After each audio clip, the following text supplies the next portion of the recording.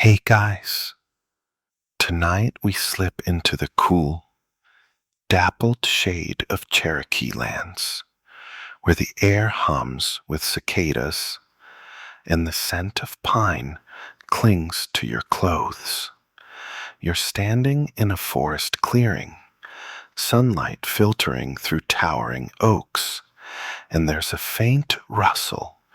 Someone's weaving a basket nearby, their fingers dancing over river cane like it's an old friend. This isn't just craft hour, it's a lifeline, a story spun through every twist and knot. Fair warning, you probably won't survive a day trying to keep up with these weavers' patience. So, before you get comfortable, take a moment to like the video and subscribe, but only if you genuinely enjoy what I do here. Drop a comment with your city and what time it is where you are. I love picturing you all scattered across the globe, cozying up for this. Now, dim the lights, maybe turn on a fan for that soft background hum, and let's ease into tonight's journey together. You're deep in the heart of what's now the southeastern United States, centuries back, where the Cherokee have thrived for ages. The ground under your feet is soft, littered with fallen leaves, and you can hear a creek gurgling nearby. This is where basket weaving begins, not as a hobby, but as a pulse of survival and identity.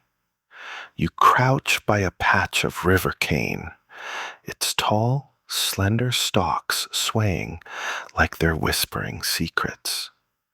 This isn't just any plant, it's the backbone of Cherokee baskets, tough yet flexible, sacred in its own quiet way. You run your fingers along a stalk, feeling its smooth, cool surface. It's hard to imagine, but these stalks will soon be split, dyed, and woven into something that'll carry corn, fish, or even a family's pride. Let's get one thing straight. Basket weaving isn't some quaint pastime. Historians peg Cherokee basketry back thousands of years, tying it to the broader Mississippian culture that dominated the Southeast before Columbus ever got lost. These baskets weren't just for show, they were tools. Think of them as the Cherokee equivalent of a multi-tool Swiss Army knife. You're picturing a farmer hauling maize in a tightly woven basket, or a trader bartering one for pelts. But here's the quirky bit. Some baskets were so tightly woven they could hold water. Yeah, you heard that right. Waterproof baskets. Try pulling that off with your IKEA tote. You wander deeper into the clearing, and there's a woman sitting cross-legged, her hands moving with a rhythm that feels almost hypnotic. She's splitting cane with a small knife, each slice precise, like she's done this since she could walk. You notice her focus, the way her eyes don't waver. This isn't just skill. It's a conversation with the cane, a dance of respect. Historians still argue whether basket weaving was always women's work or if men joined in during lean times. But what's clear is the craft's weight in Cherokee life.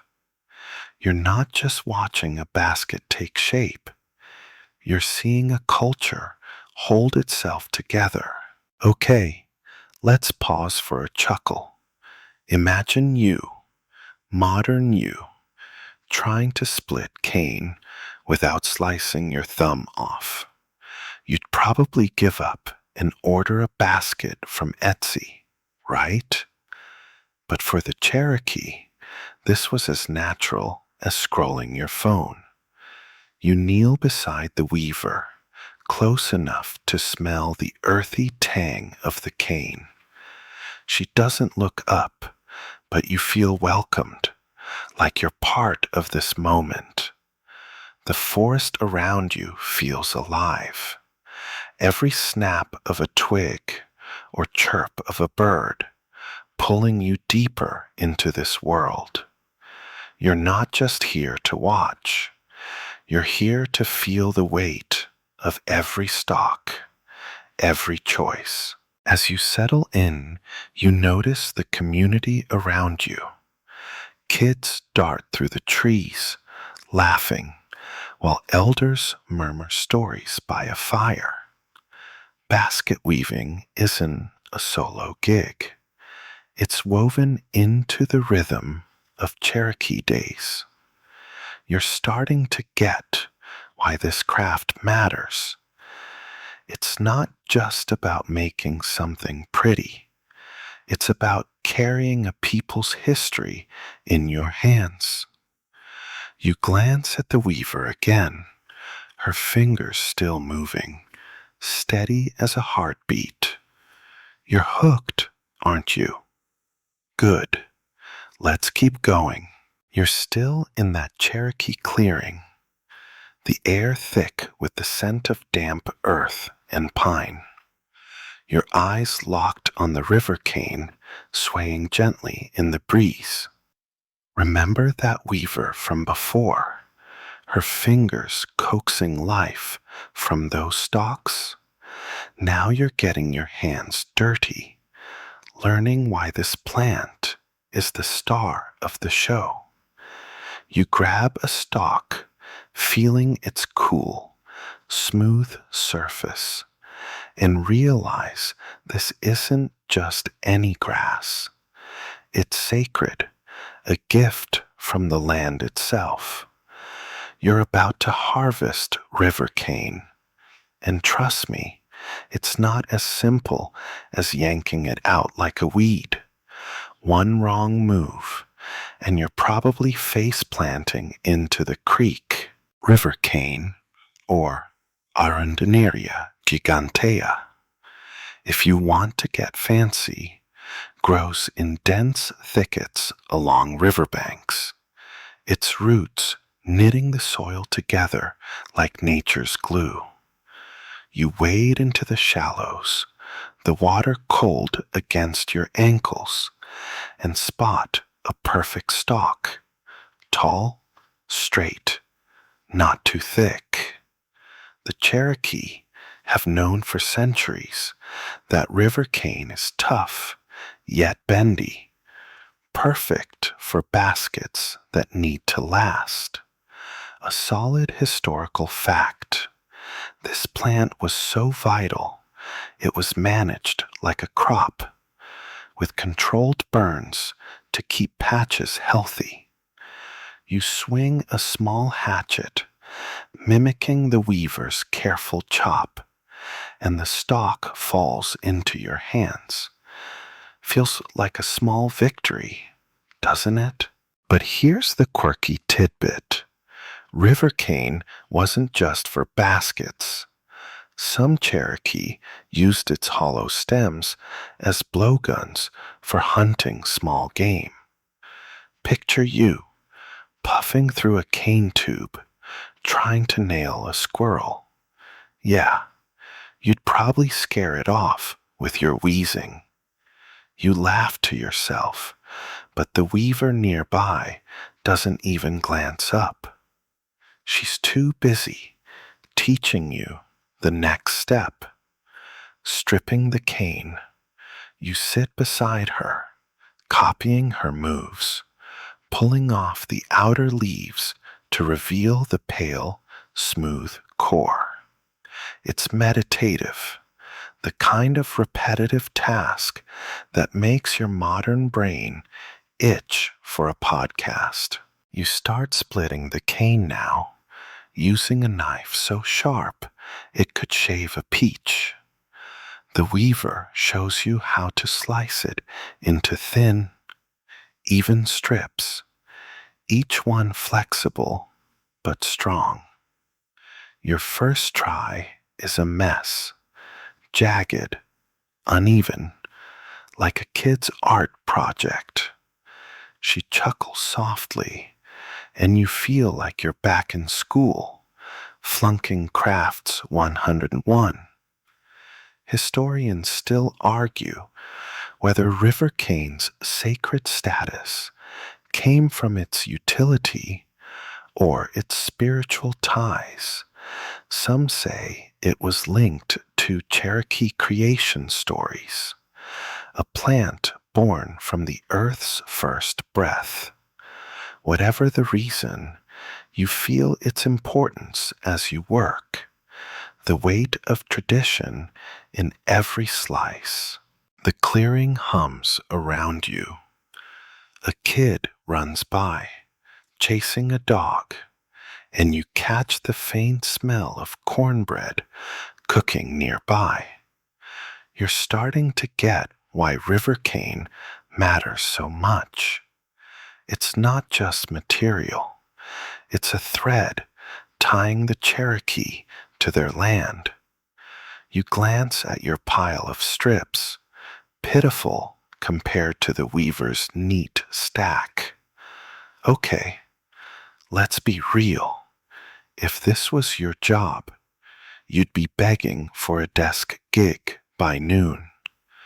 But there's something soothing about the process, the way each strip feels like a small promise. You're not just preparing cane, you're stepping into a rhythm older than the hills around you. As you work, the weaver hums a soft tune, barely audible over the creek's gurgle. You don't know the words, but it feels like a lullaby, pulling you deeper into this moment. Your hands are getting the hang of it now, the knife moving smoother, the strips a little less wonky. You're not a pro, let's not get crazy, but you're starting to feel the flow. The forest seems to approve. Its sounds wrapping around you like a blanket. You're part of something bigger now, aren't you? A story that's been unfolding for centuries, one strip of cane at a time. You're still crouched in that Cherokee clearing, the creek's soft babble mixing with the rustle of leaves. Your hands now clutching a bundle of river cane strips from that last lesson. The weaver's still at it, her fingers a blur, but now she's sliding tools across to you. A knife, a bone awl, and something that looks like a wooden comb. You're about to learn the tools of the trade. And spoiler alert, there's no power drill in sight. These are simple, worn objects, each one feeling like it's got a story older than your grandma's china.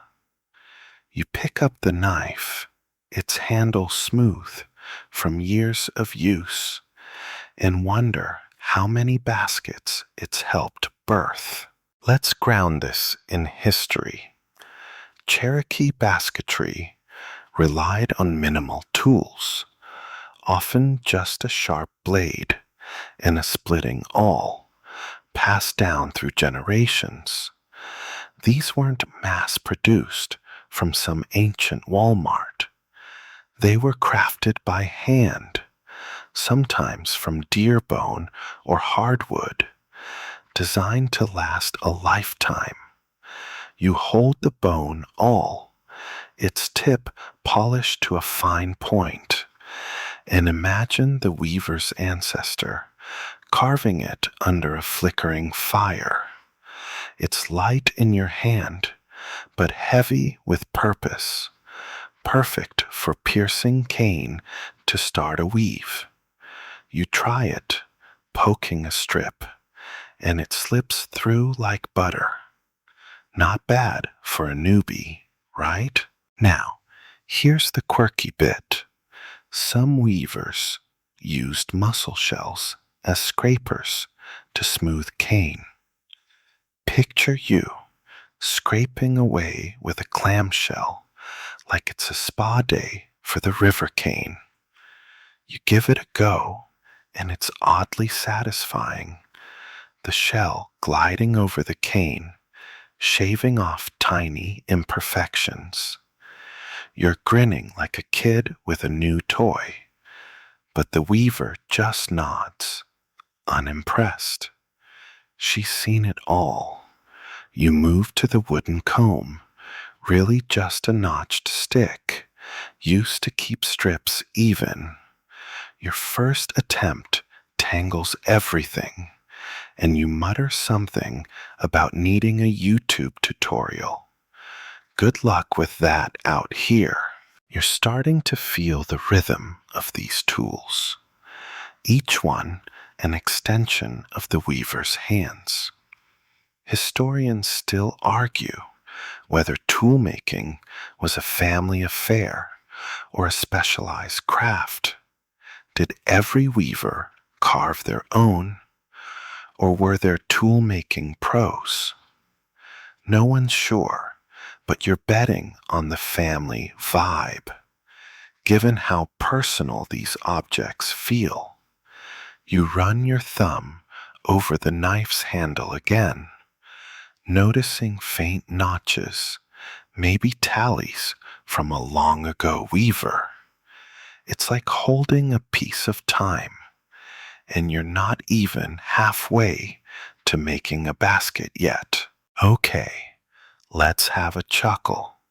If you were handed these tools in a modern craft store, you'd probably think them were quirky decor, not the backbone of a culture's survival. You fumble with the awl again, nearly dropping it, and the weaver shoots you a look that says, "City kid, stick to your day job." But you're learning, slowly, the way each tool fits the task. The knife slices, the awl pierces, the shell smooths. Simple, but genius. You're surrounded by the forest's hum, birds flitting overhead, and the faint smell of smoke from a nearby fire. It's pulling you in, isn't it? This isn't just about tools. It's about a way of life. You set the tools down, watching the weaver start a new basket base. She's threading strips with the awl, her movements so fluid, you're half convinced she's part metronome. You try to mimic her, but your strips look like a toddler's art project. She doesn't laugh, thankfully, but you do. Shaking your head, the clearing feels alive. The tools in your hands, grounding you to this moment.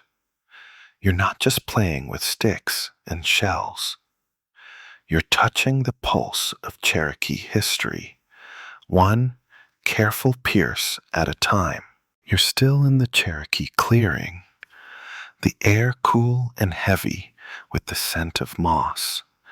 Your hands now familiar with the knife and awl from that tool lesson.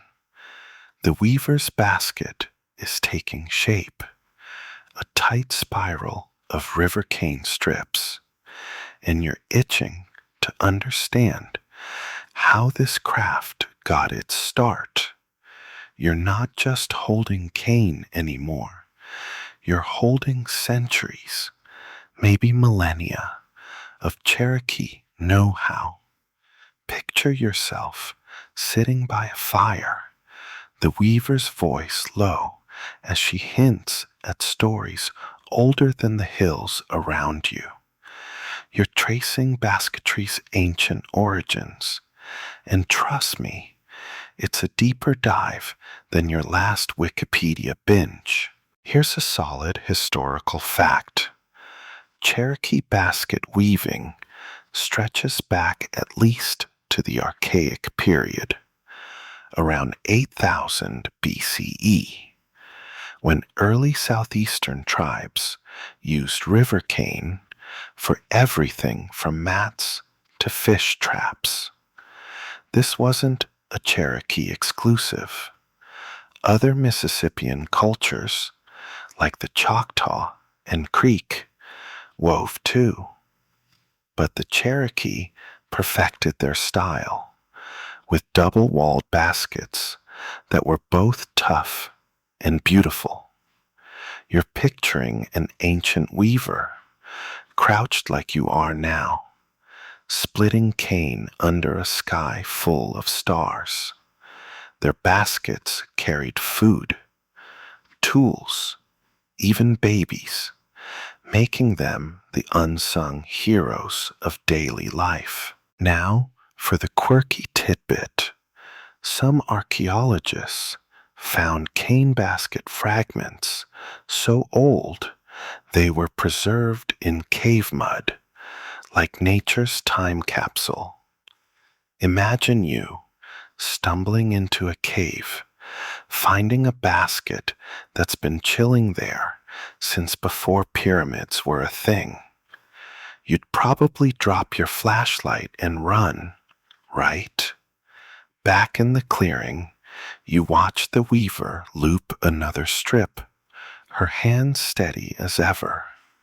You try to copy her, starting a wobbly base, and it's clear you're no ancient artisan. Your basket looks like a sad pancake, but you're trying. You're starting to get why this craft lasted so long. It's not just about weaving, it's about memory, passing skills from one generation to the next. Historians still argue whether basketry spread through trade or developed independently across tribes. Did the Cherokee learn from neighbors, or was it homegrown genius? You're betting on a mix, given how river cane grows like wildfire around here. You glance at your pathetic basket base, then at the weaver's perfect spiral. Okay, let's laugh. If you were an ancient Cherokee, your tribe would probably trade you for a decent basket instead. The clearing hums with life, crickets chirping, a kid laughing somewhere nearby. You smell wood smoke, maybe someone roasting fish. You're weaving now, sort of, your fingers fumbling but finding a rhythm. The weaver doesn't correct you. She just keeps going, her basket growing like it's got a mind of its own. You're struck by how this craft feels alive, a thread connecting you to people long gone. You loop another strip, and it's not terrible. Progress, right? The forest seems to nod in approval. It sounds wrapping you up like a cozy blanket. You're not just weaving cane, you're weaving time. Every strip is a story, every knot a choice made by someone centuries ago. You look around, taking in the trees, the creek, the weaver's quiet focus. This isn't just a craft, it's a lifeline, tying the Cherokee to their past, their land, their people. You're hooked, aren't you? Your fingers keep moving, clumsy but determined, and for a moment, you feel like you belong here, part of something that's been spinning for thousands of years. You're still nestled in that Cherokee clearing. The forests hum a soft lullaby, your fingers tingling from wrestling river cane strips into something vaguely basket-like. Remember that ancient weaver's spiral you envied last time? Now you're staring at the weaver's latest work, a basket with patterns swirling like a starry night. You're not just seeing designs, you're decoding stories, each twist and turn whispering Cherokee tales.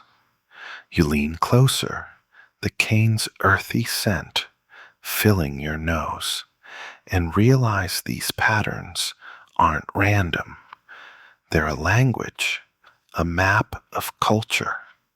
One wrong weave, and you're probably rewriting history. Let's anchor this with history. Cherokee baskets often feature geometric patterns, like diamonds or zigzags, passed down through centuries and tied to tribal identity. These designs weren't just pretty, they marked a basket's purpose, some for storage, others for ceremonies. You trace a diamond shape with your finger, feeling the cane's texture. It's like reading a book without words, each angle a chapter of Cherokee life. You're trying to weave a simple zigzag now, but your strips keep slipping, and your pattern looks like a drunk lightning bolt. Here's the quirky bit. Some patterns were said to mimic animal tracks, like a bear's paw or a snake's slither.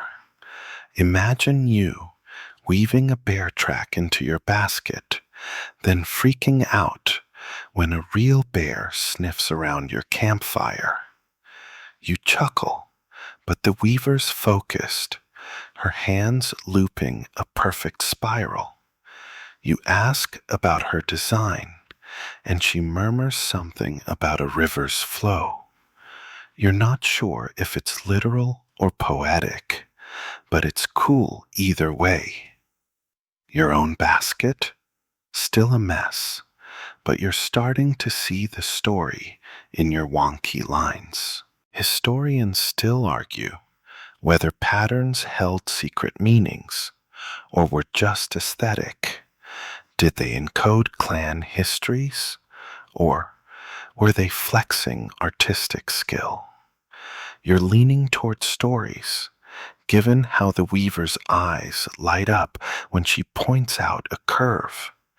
You're weaving again, your fingers less clumsy now, trying to copy her diamond pattern.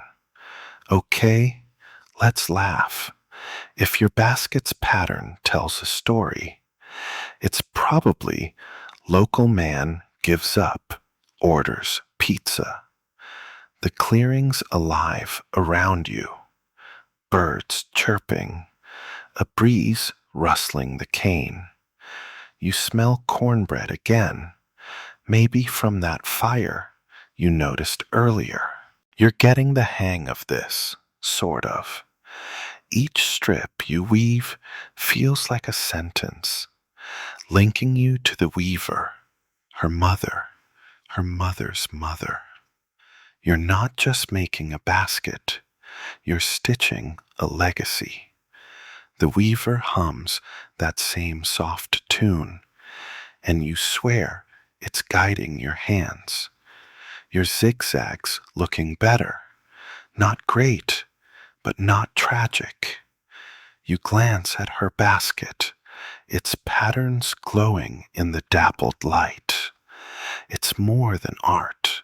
It's a conversation with the past. You're part of it now, aren't you? The forest seems to agree. its sounds weaving their own pattern around you, pulling you deeper into this quiet, ancient dance. You're still in that Cherokee clearing, the forest's whispers blending with the creek's gentle gurgle, your hands now smudged from fumbling with river cane strips. That weaver's basket, with its starry patterns, is still stealing the show. But now you're stepping away from weaving to dive into a new task, dyeing the cane. You're surrounded by pots of steaming liquid, the air thick with a tangy, earthy scent, like a mix of boiled leaves and wet soil. You're about to stain cane with colors pulled straight from nature. And trust me, it's not as easy as picking a filter for your Instagram. One wrong splash, and you're wearing the dye instead. Here's a historical anchor. Cherokee weavers use natural dyes from plants like black walnut, bloodroot, and sumac, creating rich browns, reds, and yellows that lasted for decades. You're standing by a fire, watching the weaver toss walnut hulls into a bubbling pot. The liquid turns a deep, chocolatey brown, and you dip a cane strip, amazed as it drinks up the color. It's like watching magic, but it's just science. Tannins and pigments doing their thing. You try it, dunking your strip, but you leave it too long, and it's more sludge than shade. Now, for the quirky tidbit. Some weavers use butternut bark for a soft yellow, but it had to be harvested at just the right moon phase for the best hue. Picture you sneaking out at midnight, checking the lunar calendar like a dye-obsessed werewolf. You laugh, but the weaver's already on to the next pot. Bloodroot for a rusty red. You dip another strip, trying to be gentle, but you splash your hands, and now you look like you lost a fight with a tomato. The weaver smirks, and you're pretty sure she's enjoying your chaos. Historians still argue whether dye recipes were guarded family secrets or shared freely among weavers. Did each clan have its signature shade, or was it a community palette? You're betting on secrets, given how the weaver guards her pots like a chef with a prize recipe. You're dyeing now, your strips turning a patchy brown. Okay, let's chuckle. If you were in charge of dyeing, your baskets would look like a toddler's finger painting project. The clearing's alive with sounds. Crickets, a distant owl, the fire's soft crackle. You smell the walnut dye, sharp and woody, mixing with that cornbread scent from earlier. You're starting to feel the rhythm of this task. The way each plant gives up its color like a gift. You dip another strip, this time in sumac, for a pale yellow, and it's not half bad. The weaver nods, barely, but it's enough to keep you going. You're not just dyeing cane, you're painting stories, each hue a thread in the Cherokee tapestry. The forest hums around you, its colors, green leaves, red clay, echoing the pots. You're part of this now, aren't you? Your hands, stained and clumsy, are learning to speak the language of the land. You're still in that Cherokee clearing, the forest's soft hum wrapping around you, your hands now stained from those dying pots, brown from walnut, a faint red from bloodroot.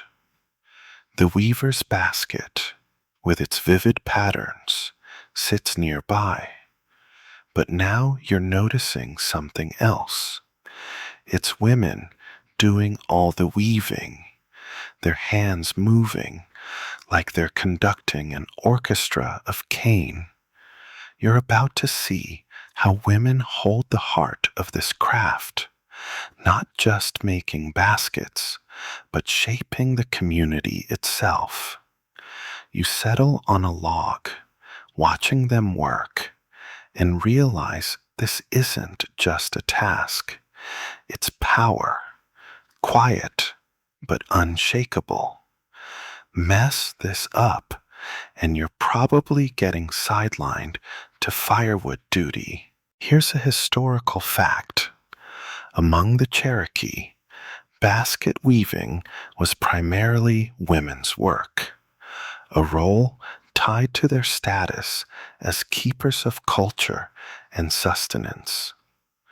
Women wove baskets for gathering crops, storing food, even cradling infants, making them essential to daily life. You watch a group of women, their fingers looping cane, their voices low as they share stories. One's teaching a younger girl, guiding her hands with a patience that makes you feel like a fidgety kid. You try weaving again, your strips still a mess, but their chatter pulls you in, like you're part of the circle. Now, for the quirky tidbit. Some women wove tiny friendship baskets, miniature gifts exchanged to seal bonds. Picture you trying to weave a dime-sized basket without losing your mind or your eyesight. You chuckle, fumbling with your own strips, and one of the women glances over, her smile saying, "Keep up, rookie." You're struck by their ease, the way weaving feels like breathing to them. You're looping cane now, your zigzag pattern slightly less tragic, but it's clear these women are the pros. Their baskets tight and flawless. Historians still argue whether weaving's gender divide was strict or flexible. Did men ever weave, maybe in secret, or was it always women's domain? You're betting on women, given the way they own this space. Their laughter and focus a quiet claim.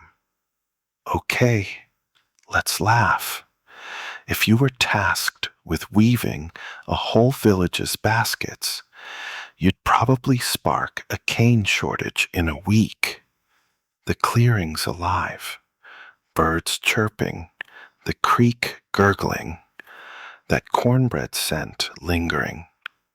You smell the dye on your hands, earthy and sharp, tying you to this moment. You're weaving, sort of, your fingers finding a clumsy rhythm. The women's voices weave their own pattern, stories of harvests, kids, and old legends. You catch a tale about a basket that saved a family's seeds during a flood, and it hits you. These women aren't just crafting, they're holding the community together. Your basket's a disaster, but you're starting to get it. Their work is the thread of Cherokee life. The forest hums, its sounds blending with their chatter, and you feel anchored, like you're part of something bigger. You're not just a visitor anymore, are you? You're learning one shaky weave at a time.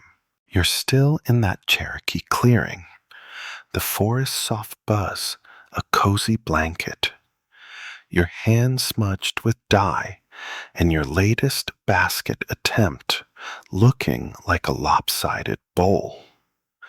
Those women weavers are still at it, their laughter and steady hands making you feel like a clumsy guest. Now you're stepping out of the weaving circle to see how these baskets aren't just art, they're workhorses of daily life. You're carrying one now, its cane cool against your shoulder, and you're about to learn how it fits into every corner of Cherokee routine. One wrong step, and you're probably dumping corn all over the forest floor. Here's a historical fact. Cherokee baskets were essential tools, used for everything from gathering wild berries to storing dried meat, with some designs so tight they doubled as sieves for sifting grain. You're trudging through the clearing, your basket loaded with freshly picked huckleberries, feeling its weight, but also its balance. Those weavers knew their stuff. You pass a woman using a flat basket to winnow corn, tossing kernels into the air so the chaff blows away. You try it, and half your corn ends up in the dirt. Smooth move, champ. Now for the quirky tidbit. Some baskets were woven with a lazy loop, a loose stitch for quick chores like carrying firewood. Picture you hauling logs in a lazy loop basket, only to have it unravel like a bad sweater. You laugh, brushing dirt off your berries, and the weaver nearby gives you a look that says, "Stick to eating, not weaving." You're back at it, carrying your basket to a nearby hut, where another woman's sorting beans into a deep, double-walled basket. Your own weaving's still a mess, but you're starting to respect these baskets as MVPs of survival. Historians still argue whether baskets were valued more for function or status. Were they just tools, or did a fancy one signal wealth? You're betting on both, given how these women eye each other's work like it's a craft showdown. Okay, let's chuckle. If you had to rely on your basket for dinner, you'd be eating leaves off the ground by sundown. The clearing's alive, kids giggling, a dog barking, that cornbread scent still teasing your nose. You smell the berries in your basket, sweet and sharp, tying you to this moment. You're hauling your basket now, following a path to a stream where women rinse vegetables. The basket's sturdy, not a single berry lost, and you're impressed despite yourself. You're starting to see how these baskets weave into every task, carrying, storing, sifting, even trading at market. You set yours down, watching the weaver add a new strip to her own, her fingers a blur. This isn't just craft, it's the backbone of daily life, holding the Cherokee world together. The forest hums, its sounds blending with the women's chatter, and you feel grounded, like you're carrying more than just berries. You're carrying history. You're still in that Cherokee clearing, the forest's gentle hum mingling with the creek's murmur, your basket of huckleberries still intact despite your shaky grip.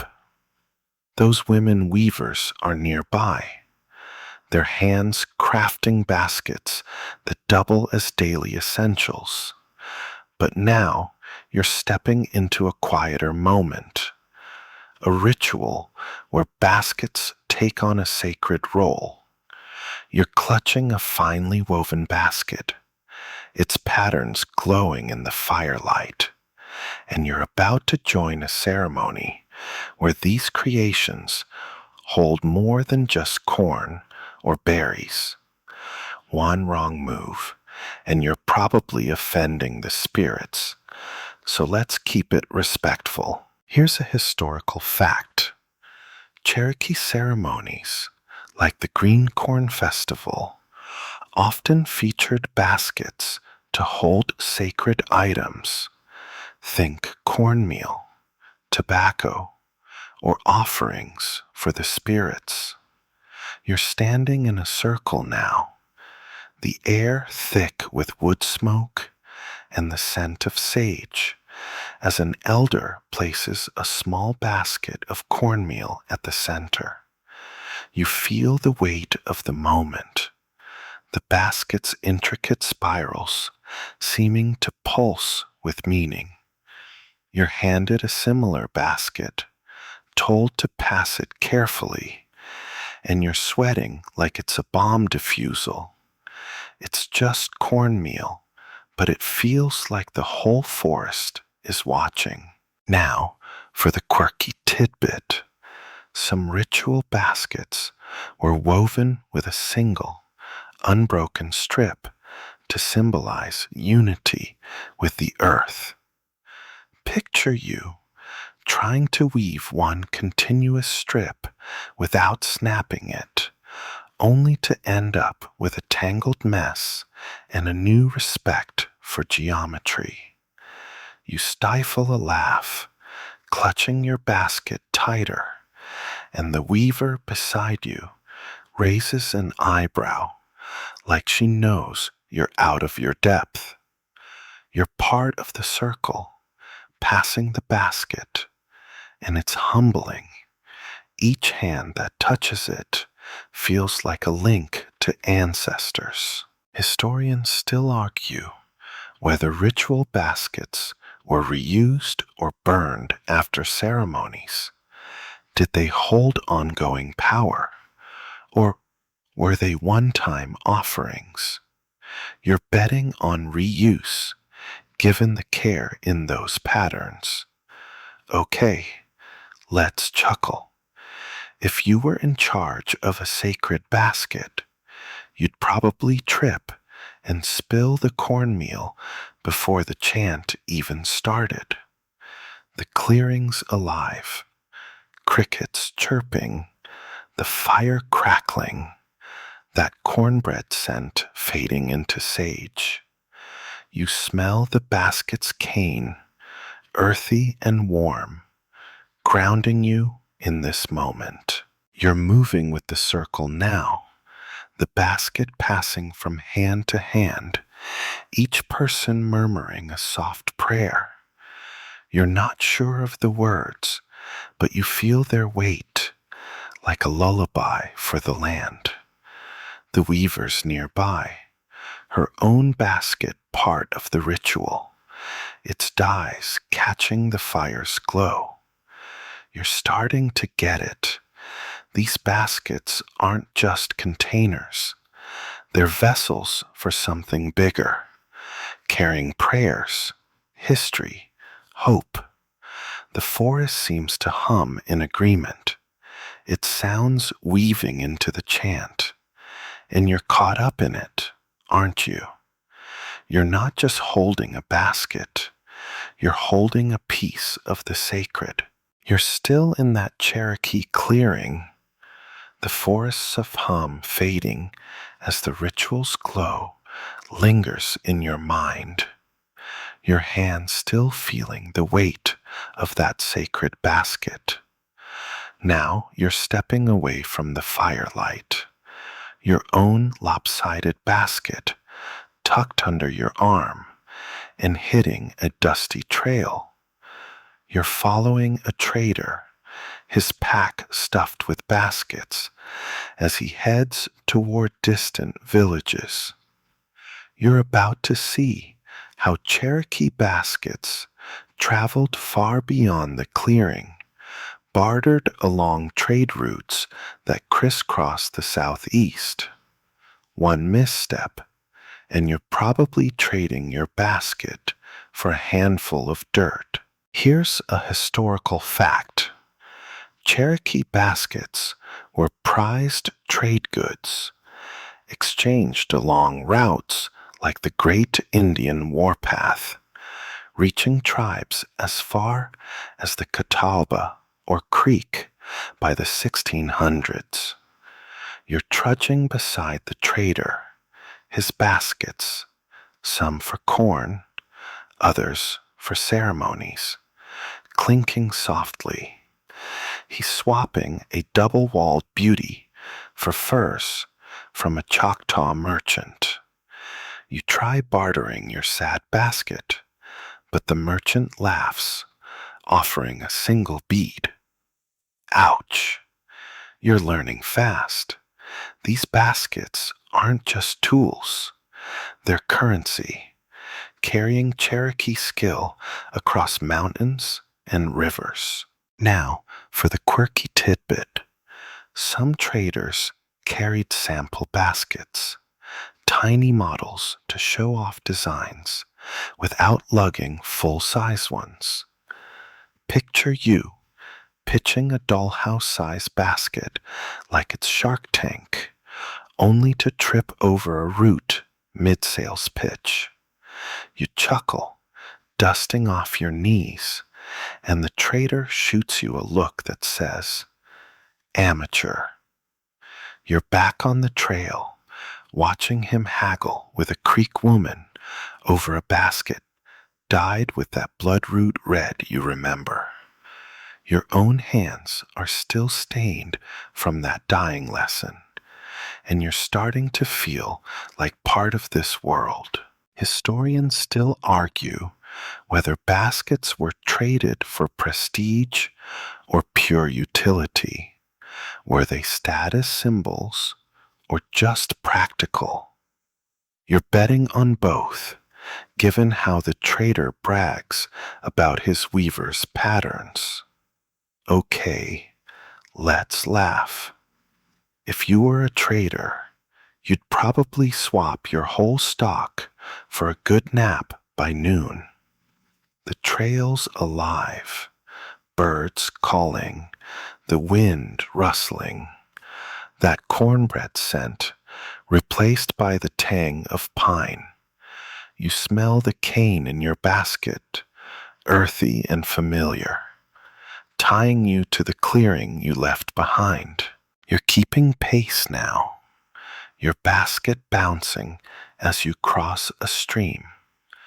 The trader's teaching you trade lingo, pointing out which baskets fetch the best deals. Tight weaves, bold dyes, sacred patterns.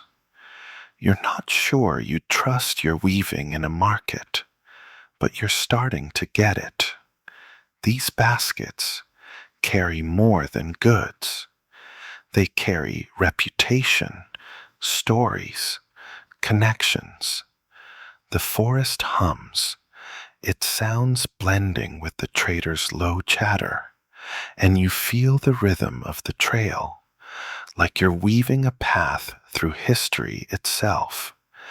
You're not just a bystander anymore, are you? You're part of the journey, one trade at a time. You're still trudging along that dusty trade trail, the forest's hum now joined by the crunch of gravel underfoot. Your lopsided basket swinging as you keep pace with the trader. The air's sharper, carrying whispers of change. European settlers are arriving. their strange clothes and metal tools appearing in nearby villages. You're about to see how this contact shifts the world of Cherokee basketry, turning familiar patterns into something new. Your basket feels heavier now, like it's carrying the weight of history. One clumsy move, and you're probably trading it for a rusty nail. Here's a historical fact.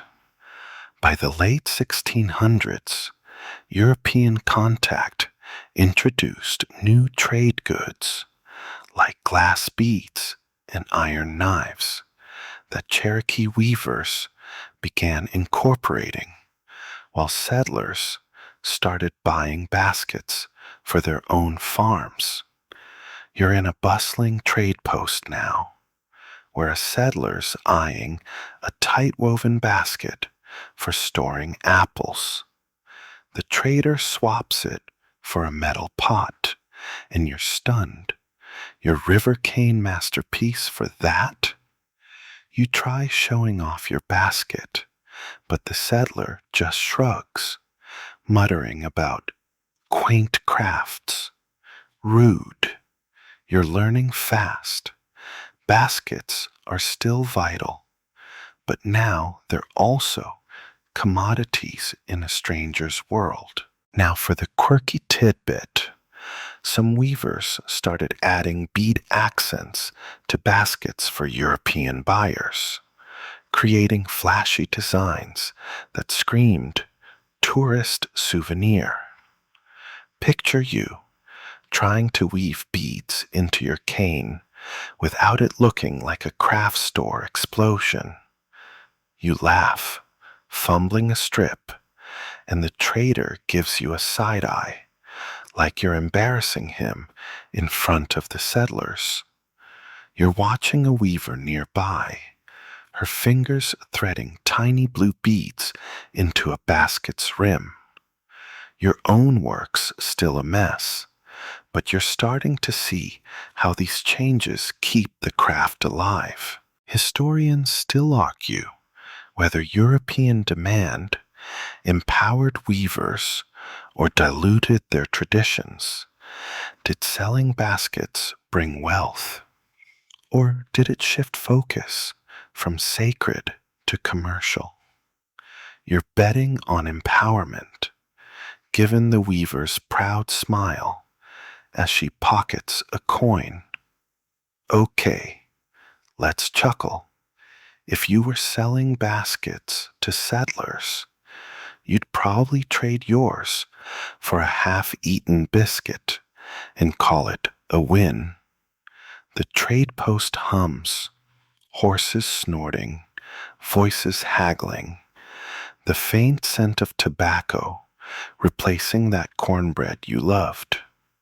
You smell the cane in your basket, grounding you amid the chaos. You're weaving again, sort of, copying the beaded rim you saw. Your fingers are clumsy, and the beads keep slipping, but you're trying. The weaver's chatting with a settler, her basket now a bridge between worlds. You're starting to get it. Contact changed the game, but Cherokee weavers adapted, turning new tools and markets into opportunities. The forest's sounds, birds, wind, blend with the trade post's clamor, and you feel the shift, like you're standing at a crossroads. You're not just carrying a basket anymore, are you? You're carrying a story of resilience, one bead at a time. You're back in the Cherokee clearing, the trade post's clamor, now a distant memory, the forest's soft hum, reclaiming your senses as you clutch your beaded, slightly less disastrous basket. The weaver's nearby, her hand still dancing over cane, but there's a quiet strength in her focus. like she's weaving more than just patterns. You're about to feel the Cherokee resilience that kept basketry alive through the upheaval of European contact. The air's thick with pine and resolve, and you're sensing this craft is tougher than it looks. One sloppy weave, and you're probably demoted to berry picking duty. Here's a historical fact. Despite European influence in the 1700s, Cherokee weavers preserved core techniques, adapting to new markets while maintaining cultural designs, like the diamond patterns you tried mimicking. You're watching the weaver now, her basket blending traditional zigzags with a few glass beads for flair. She's not just crafting, she's balancing old ways with new demands, like a tightrope walker in a storm. You try weaving again, your fingers threading a bead into your zigzag. It's wobbly, but you're proud until it slips off. Baby steps, right? Now for the quirky tidbit. Some weavers hid tiny mistake loops in their baskets, a humble nod to human imperfection. Picture you accidentally weaving a dozen mistakes and calling it artistic humility. You chuckle, and the weaver glances over, her eyes twinkling like she gets the joke. You're looping cane now, trying to copy her diamond pattern, and it's clear she's not fazed by the changing world.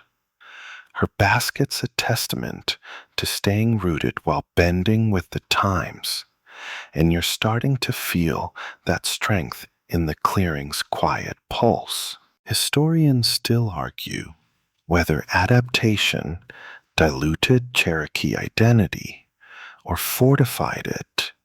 Did weaving for settlers weaken tradition, or did it prove resilience? You're betting on strength, given how the weaver's hands never falter. Okay, let's laugh. If you were adapting to new markets, your baskets would probably end up as settler doorstops.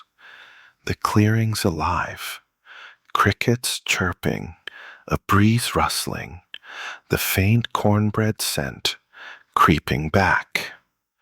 You smell the cane in your hands, earthy and steady, tying you to this moment of quiet defiance.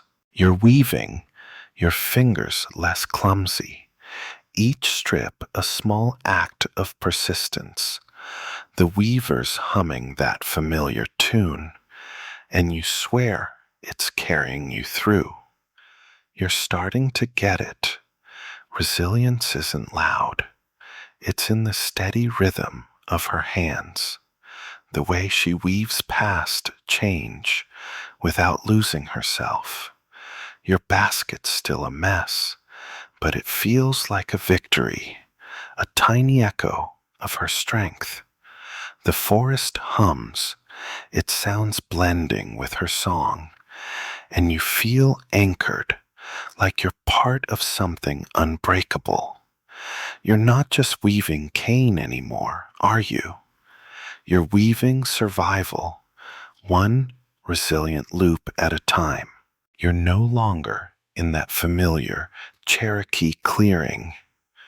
The forest's hum is gone, replaced by the crunch of boots on a cold, endless trail.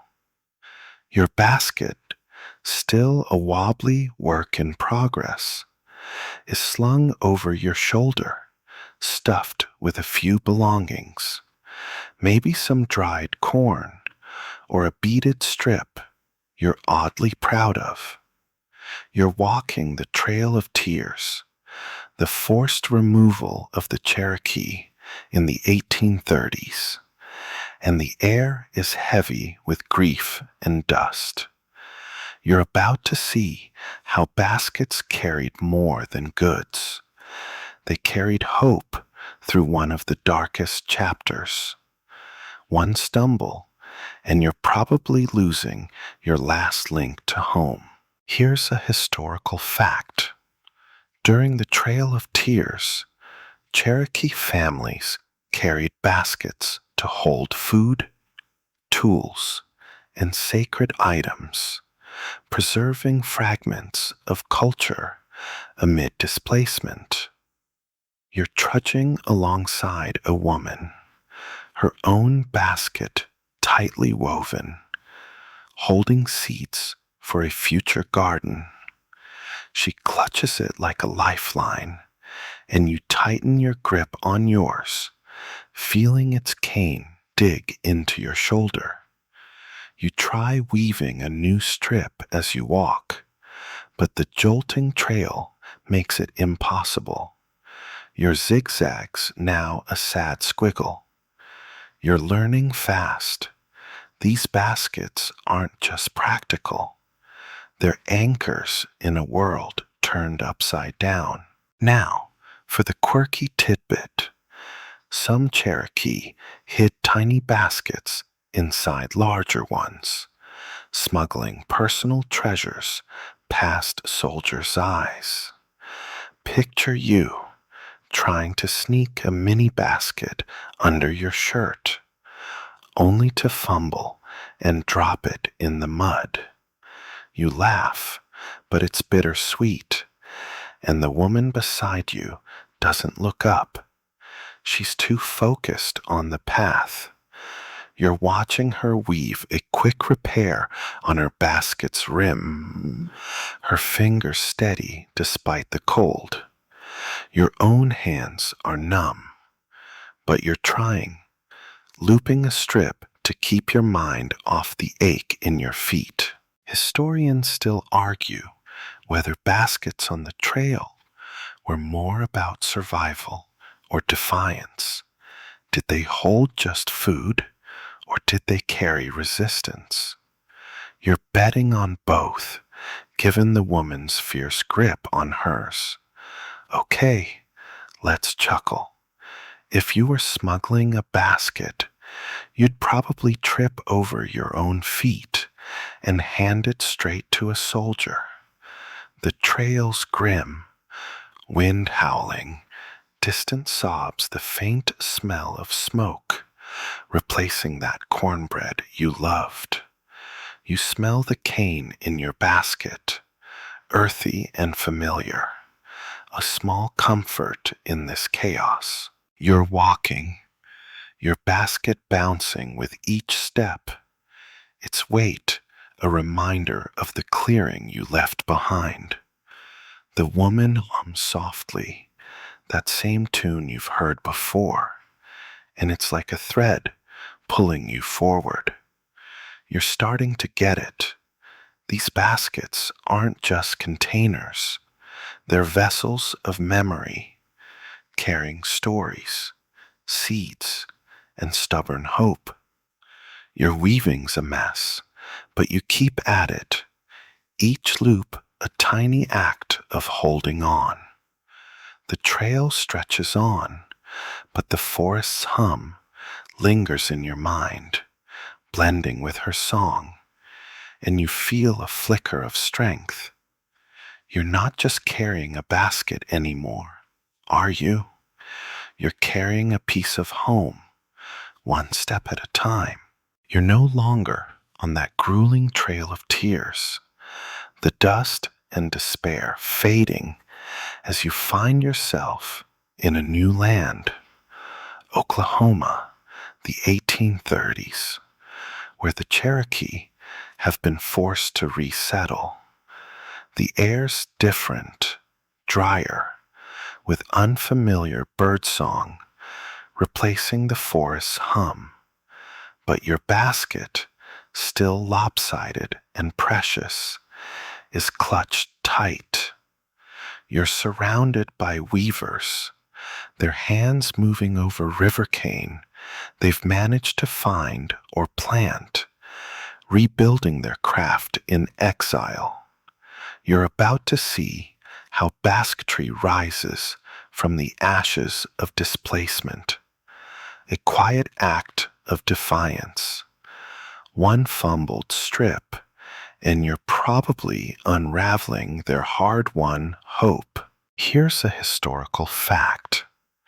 In the Indian Territory, Cherokee weavers revived basketry by cultivating river cane and teaching younger generations, preserving techniques despite the loss of their ancestral lands.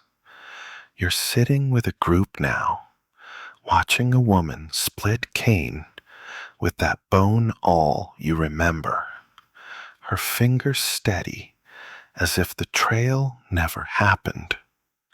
She's weaving a basket for corn storage, its familiar diamond pattern a nod to the clearing you left behind. You try looping a strip, your hands shaky from the journey, and it's a mess, more knot than weave. You're learning. This isn't just craft, it's survival, stitching culture back together. Now, for the quirky tidbit. Some weavers in exile wove baskets with memory knots, deliberate twists to honor lost homes. Picture you trying to weave a memory knot, only to tangle your cane into a sad pretzel. You laugh, but it catches in your throat, and the weaver nearby gives you a knowing nod. You're watching her dye cane with walnut, the brown hue like the soil of that old clearing.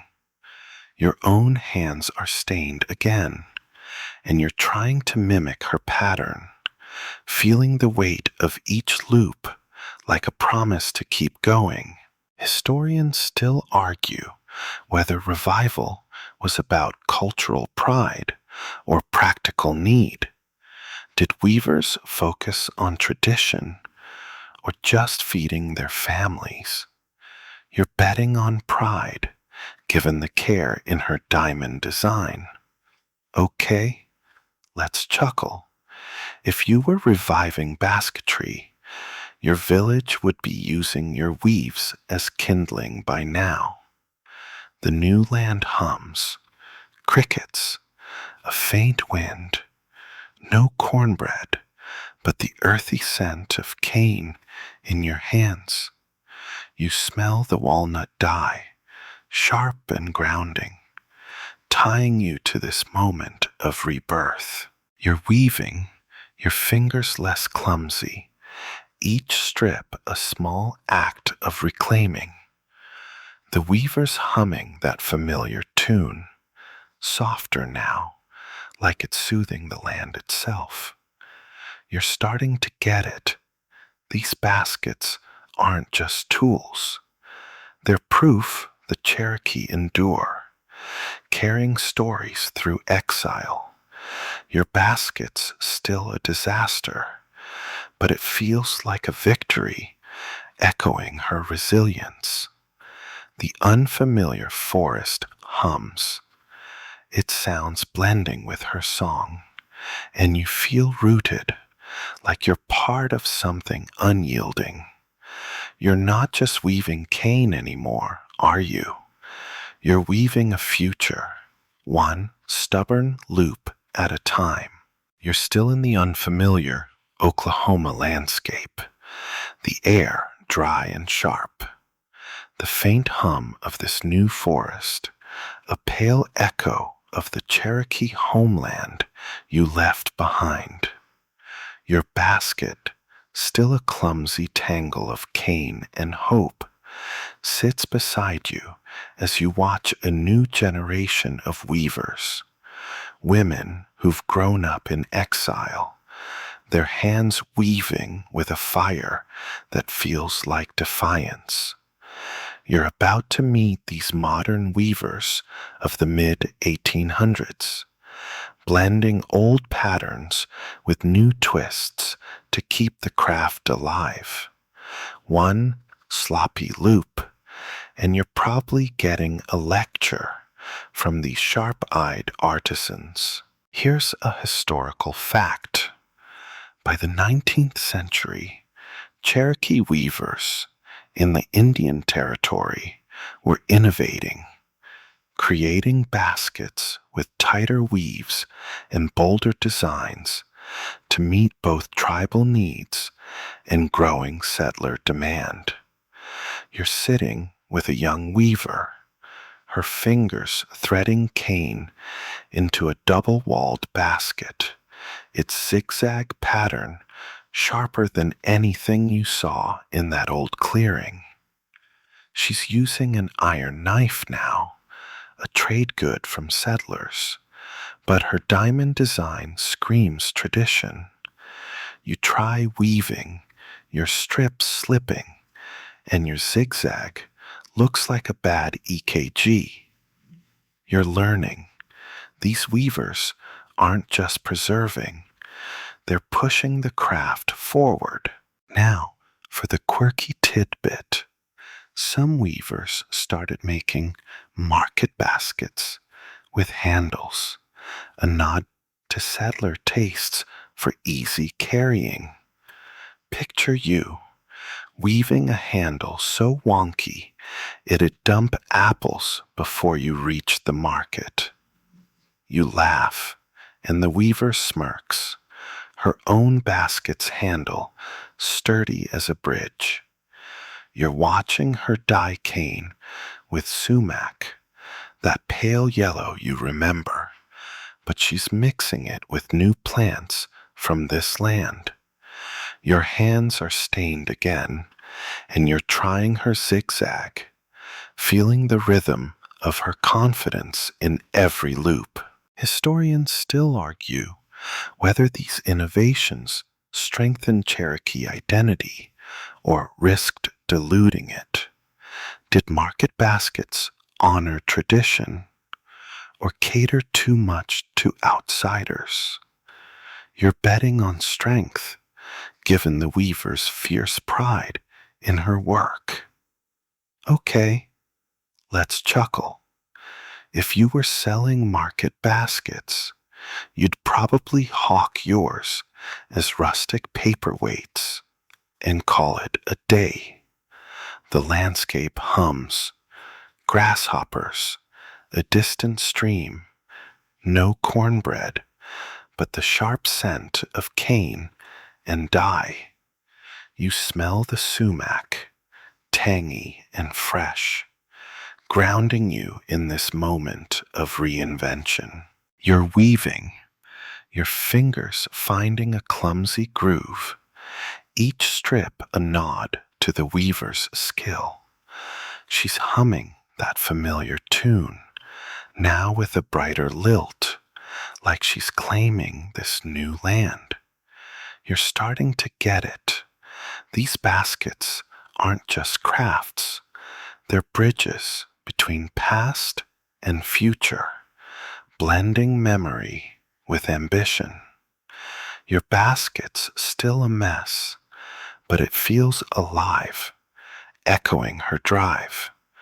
The forest's sounds, wind, birds, blend with her song, and you feel connected, like you're part of something evolving. You're not just weaving cane anymore, are you? You're weaving a legacy, one bold loop at a time. You're still in that Oklahoma landscape, the air crisp with the scent of dry grass, the hum of this new forest softer than the Cherokee homeland you remember. Your basket, a stubborn tangle of cane and pride, rests beside you as you watch the young weaver from before, her double-walled masterpiece now gleaming with bold zigzags. You're about to see how these baskets are no longer just tools.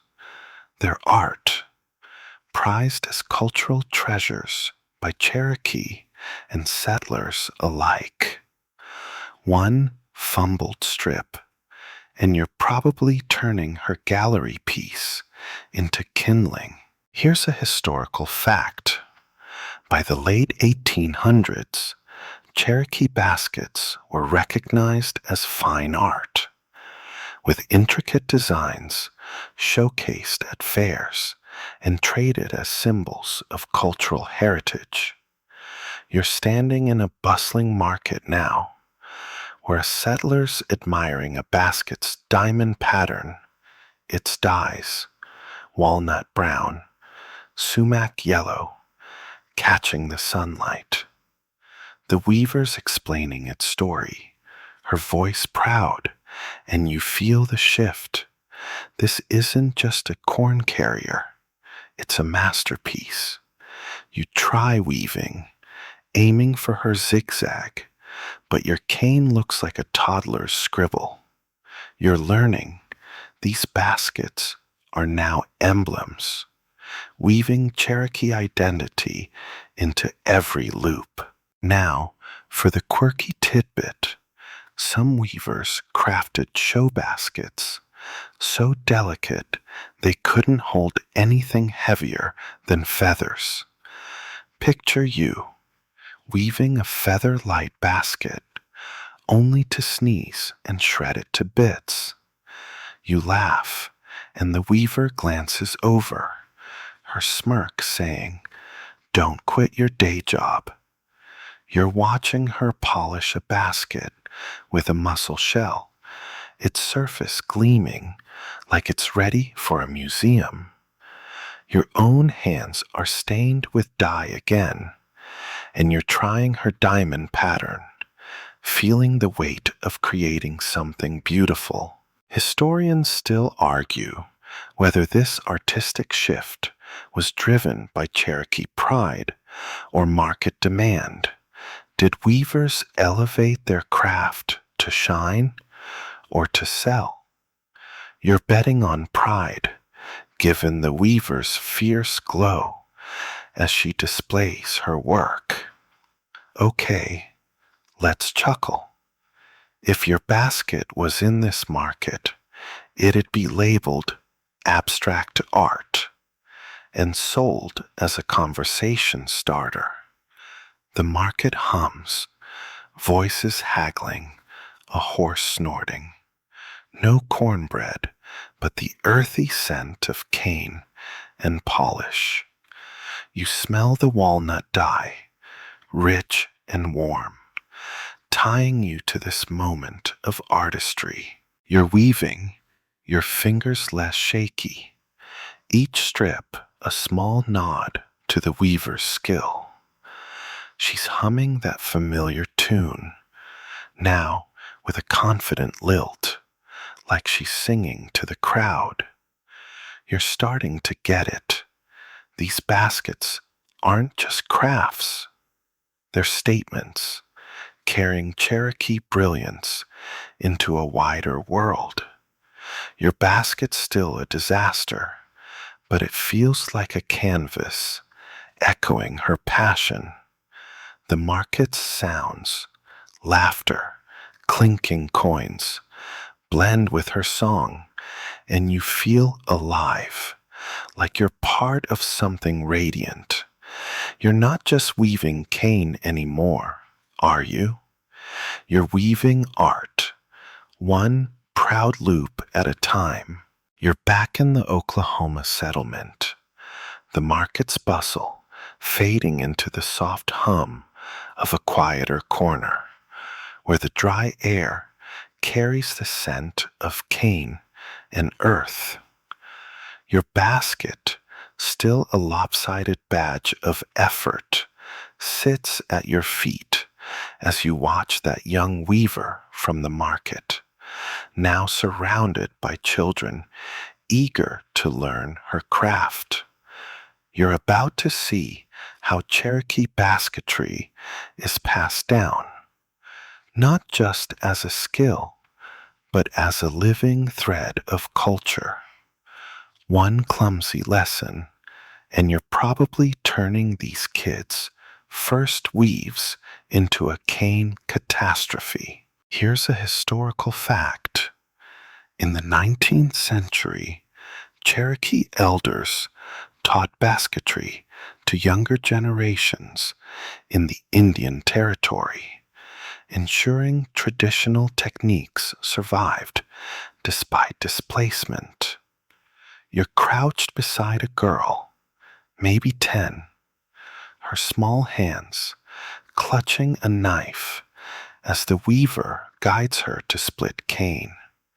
The elder's voice is steady, her fingers correcting the girl's grip with a gentleness that feels like love.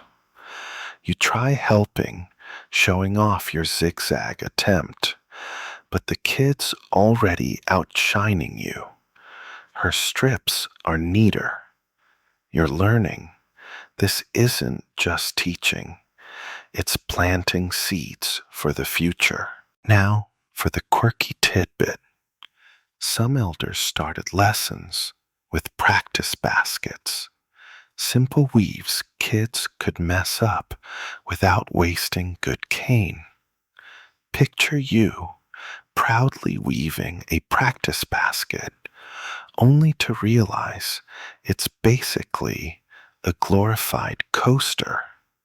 You laugh, and the girl giggles, her own weave wobbly but promising. The weaver's watching, her eyes warm as she hands out dyed strips, walnut brown, bloodroot red. You're trying to copy the girl's technique, your hand stained again, feeling the rhythm of this shared moment under the elder's calm gaze. Historians still argue whether teaching was formalized or casual. Did weavers hold structured classes, or was it organic family learning? You're betting on family, given the way the weaver teases the girl like a favorite aunt. Okay, let's chuckle. If you were teaching basketry, your students would probably trade their cane for crayons by lunch. The settlement hums, kids chattering, a dog barking, no cornbread, but the sharp scent of cane and dye. You smell the walnut, grounding you in this moment of passing wisdom. You're weaving, your fingers fumbling, but guided by the elder's nod. The girl's humming that familiar tune now, picking it up from the weaver, and it's like a bridge between them. You're starting to get it. These lessons aren't just about cane. They're about carrying Cherokee stories forward, one strip at a time. Your basket's still a mess, but it feels like a link in this chain, echoing their care. The settlement's sounds, laughter, wind, blend with the humming, and you feel rooted, like you're part of something eternal. You're not just weaving cane anymore, are you? You're weaving heritage, one patient loop at a time. You're still in that Oklahoma settlement, the soft hum of the evening air mingling with the scent of dry earth and cane. Your lopsided basket resting beside you as you watch the young girl weave under the elder's watchful eye. The lesson's over, but the weaver's voice lingers, warning about a growing problem. River cane is getting scarce. You're about to see how environmental challenges threaten this ancient craft, forcing weavers to adapt in a changing land. One wrong step, and you're probably trampling the last cane patch in sight. Here's a historical fact. By the late 1800s, overharvesting and land development in the Indian Territory reduced river cane stands, pushing Cherokee weavers to travel farther or cultivate their own patches. You're trekking with the weaver now, her basket slung over her shoulder as she searches for a cane thicket along a shrinking stream. The ground's parched, and you spot only a few stalks, their tips brittle. You try cutting one, mimicking her careful slice, but your knife slips, and you nearly nick your thumb. You're learning this isn't just about weaving, it's about fighting for the raw material that keeps the craft alive. Now for the quirky tidbit. Some weavers used willow or oak splints when cane ran low, but purists scoffed, saying it wasn't Cherokee. Picture you weaving with willow, only to have the elder glare like you've betrayed the ancestors. You chuckle, brushing dirt off your hands, and the weaver gives you a half smile, her own cane bundle, small but precious. You're helping her dig a new patch, planting cane roots in the muddy bank. Your hands are filthy, and your basket's still a mess, but you're starting to feel the stakes of this struggle. Historians still argue whether environmental shifts or settler land grabs hit cane hardest. Did nature turn on the Cherokee, or was it human greed?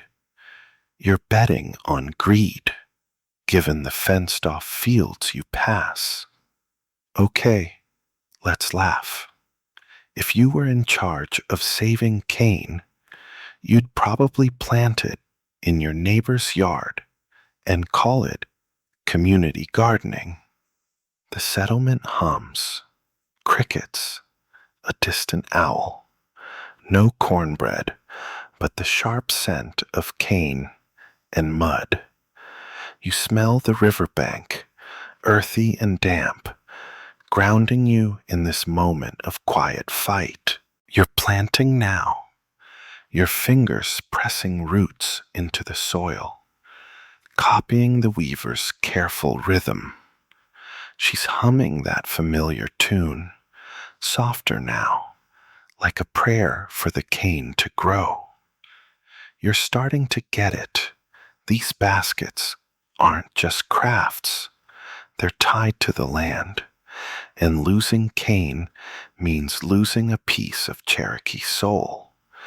Your basket's a disaster, but it feels like a small stand against that loss, echoing her resolve. The stream's gurgle blends with her song, and you feel tethered, like you're part of something worth saving. You're not just weaving cane anymore, are you?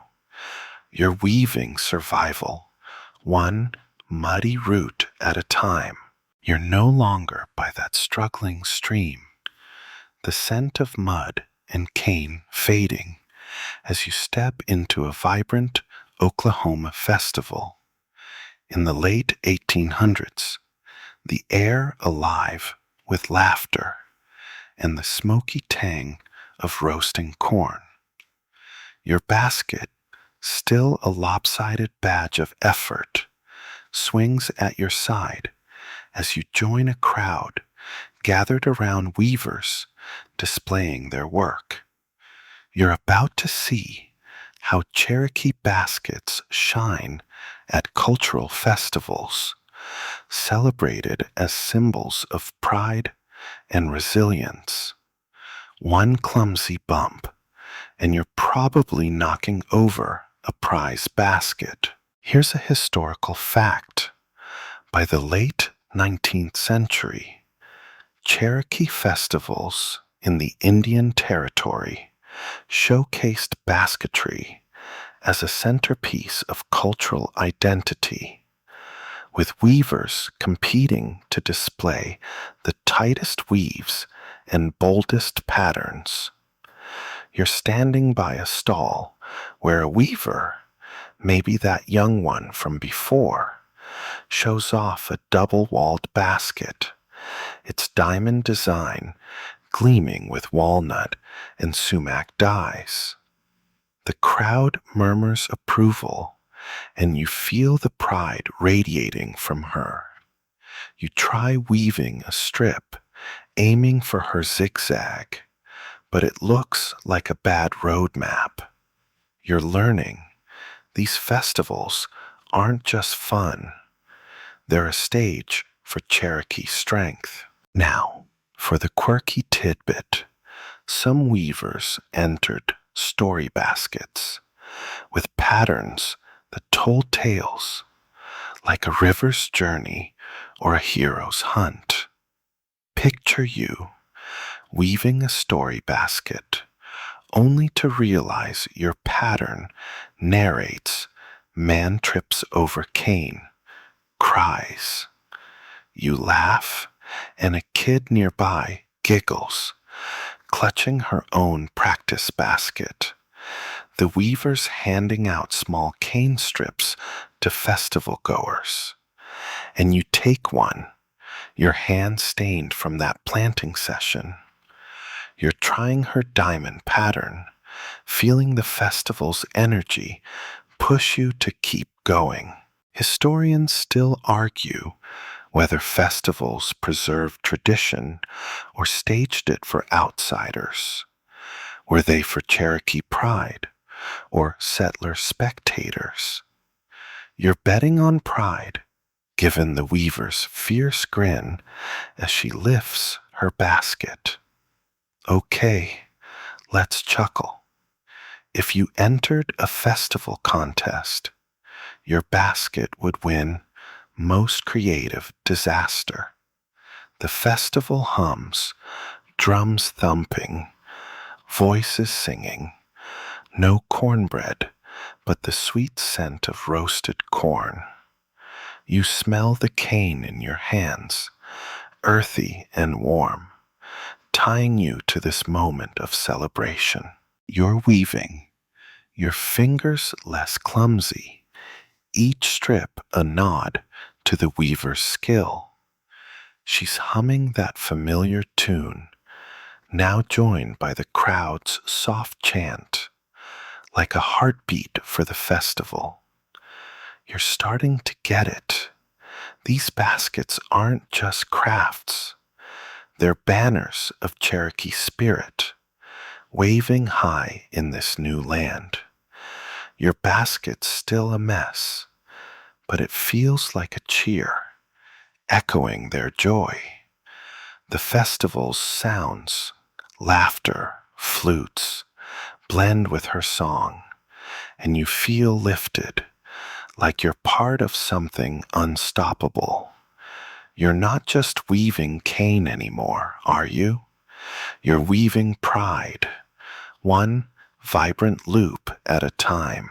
You've left the festival's vibrant hum behind, the roasted corn's sweetness fading as you stand in a quiet Oklahoma settlement, the evening air cool and sharp with the scent of pine.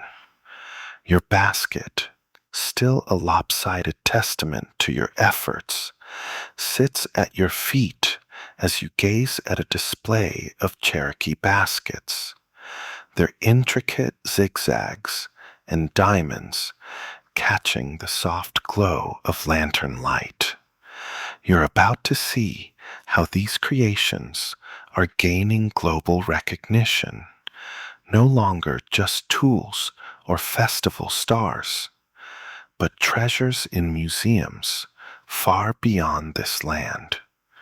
One careless nudge, and you're probably toppling a priceless exhibit. Here's a historical fact. By the early 20th century, Cherokee baskets were collected by museums like the Smithsonian, celebrated as ethnographic art for their craftsmanship and cultural depth. You're in a makeshift gallery now, where a weaver, perhaps that festival star, arranges her double-walled basket beside others, its walnut-dyed patterns drawing gasps from a visiting scholar. She's explaining the diamond design's roots, her voice steady with pride. You try weaving a strip, aiming for her zigzag, but it's more squiggle than art. You're learning. These baskets aren't just local anymore. They're telling Cherokee stories to the world. Now for the quirky tidbit. Some museums mislabeled Cherokee baskets as generic native, prompting weavers to weave signature patterns to claim their work. Picture you weaving a signature zigzag, only to realize it screams, amateur tries, fails. You laugh, and the weaver smirks, handing you a dyed strip, bloodroot red, like that dye pot you remember. Your hands are stained again, and you're trying her diamond pattern, feeling the weight of creating something that might outlive you in a glass case somewhere. Historians still argue whether museum displays honored Cherokee culture or exoticized it. Did they preserve heritage or turn it into a curiosity? You're betting on honor, given the weaver's fierce nod as the scholar scribbles notes. Okay, let's chuckle. If your basket hit a museum, it'd be labeled Early 21st Century Misfire. The settlement hums.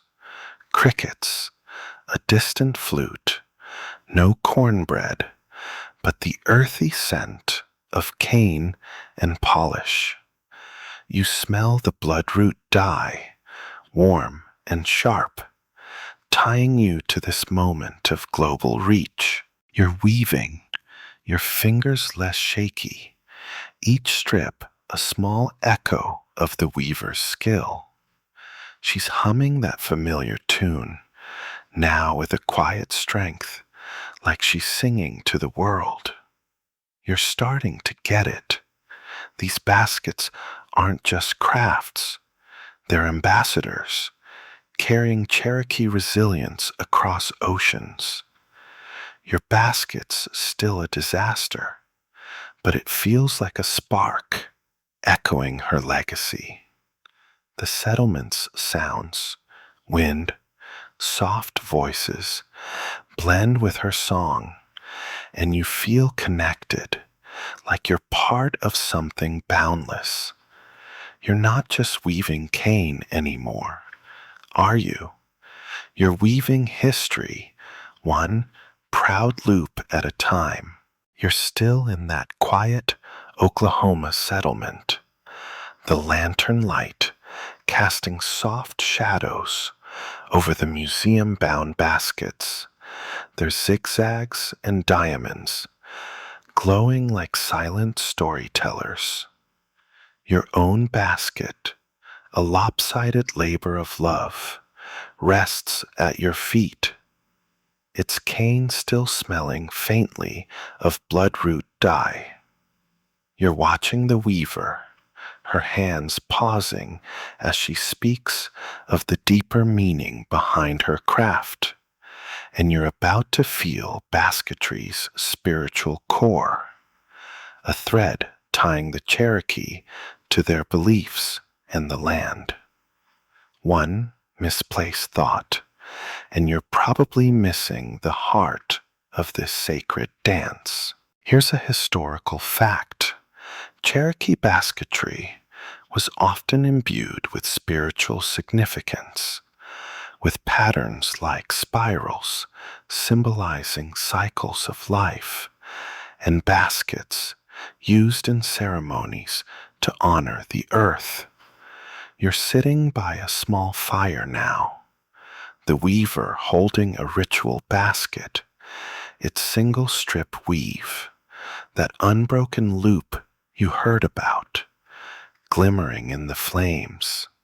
She's explaining how it connects to the Creator's eternal rhythm, and you feel a hush settle over you.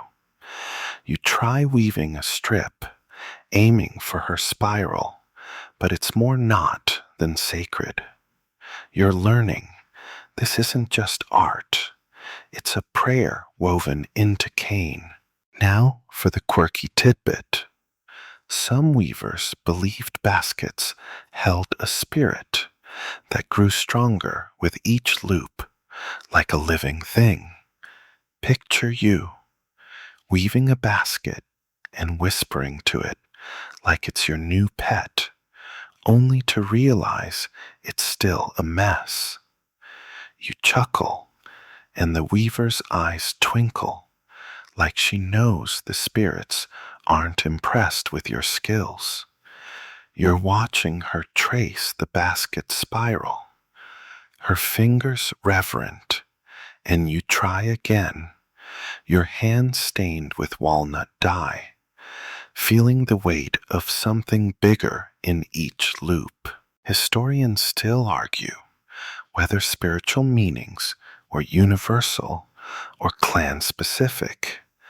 Did every basket carry the same sacred weight, or did designs vary by family?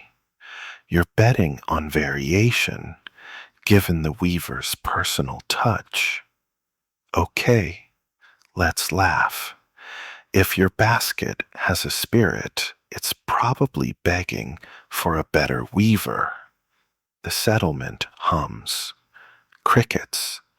The fires crackle. No cornbread, but the warm scent of cane and smoke. You smell the walnut dye, earthy and deep, grounding you in this moment of reverence. You're weaving, your fingers slower now, each strip a quiet offering to the moment. The weaver's humming that familiar tune, softer, like a chant for the earth itself. You're starting to get it. These baskets aren't just crafts. They're vessels for the soul, carrying Cherokee beliefs through time. Your basket's still a disaster, but it feels holy, echoing her devotion. The fire's glow blends with her song, and you feel centered, like you're part of something timeless. You're not just weaving cane anymore, are you? You're weaving spirit, one sacred loop at a time. You're still by that flickering fire in the Oklahoma settlement, the night air cool and heavy with the scent of smoke and cane. Your lopsided basket glowing faintly in the firelight, a humble echo of the weaver's sacred spiral. Her words about the basket's spirit linger, but now she's showing you something new. A basket with a modern twist, its traditional diamond pattern edged with a bold, unexpected curve. You're about to explore how Cherokee weavers blend innovation with tradition, keeping the craft vibrant in a changing world. One clumsy weave, and you're probably turning her masterpiece into a modern art mishap. Here's a historical fact. In the early 20th century, Cherokee weavers experimented with new forms, like lidded baskets or decorative coils to appeal to collectors while preserving core techniques like double wall weaving. You're watching the weaver thread a strip into a tight coil, her iron knife a nod to settler trade, slicing cane with precision. She's blending that spiral you saw in her ritual basket with a flared rim for flair. You try copying her coil, but your strip unravels like a bad plot twist. You're learning. This isn't just tradition, it's evolution, keeping basketry alive with fresh ideas. Now for the quirky tidbit. Some weavers added tourist twists, like heart-shaped lids, to charm buyers at train stop markets.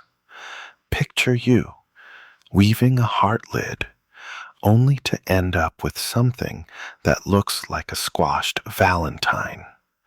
You laugh, and the weaver smirks, her own basket's coil flawless.